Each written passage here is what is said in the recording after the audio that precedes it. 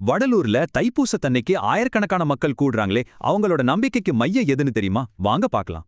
ஒரு திருவிழாவோட முக்கிய நிகழ்வே ஒரே ஒரு புனித ஜோதியை பார்க்கறதுனா எப்படி இருக்கும்? யோசிச்சு பாருங்க.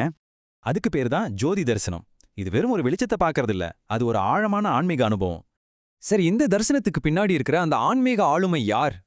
அவர்தான் நம்ம ராமலிங்க அடிகளார். எல்லாரும் அன்பா வள்ளலார்னு கூப்பிடுவாங்க. 19ஆம் நூற்றாண்டுல வாழ்ந்த ஒரு மகான். வள்ளலார் நிறுவியதுதான் இந்த சத்யா ஞான சபை, அதாவது உண்மை ஞானத்தின் சபைன்னு அர்த்தம். வடலூர்ல இருக்கிற இந்த சபை ஒரு தனித்துவமான எண் கோண வடிவத்துல, அதாவது ஆக்டகனல் ஷேப்ல கட்டப்பட்டிருக்கு. அப்போ இந்த ஜோதிய எப்போ பக்தர்கள் பார்க்க முடியும்?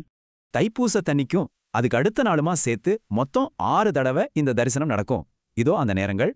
இந்த ஜோதிய மொத்தம் 7 திரைகள் மறைச்சிட்டு இருக்கும். ஒவ்வொன்றுக்கும் ஒரு அர்த்தம் இருக்கு. திரைகளுக்கு பின்னால ஜோதி ஏத்துவாங்க. அப்புறம் குறிப்பிட்ட நேரத்துல அந்த 7 திரைகளையும் விலக்கி ஜோதி தரிசனம் காட்டுவாங்க. தரிசனம் நடக்கும்போது எல்லாரும் சொல்ற மந்திரம் இதுதான்: அருட்பெருஞ்சோதி, அருட்பெருஞ்சோதி, தனிப்பெருங்கருணை, அருட்பெருஞ்சோதி.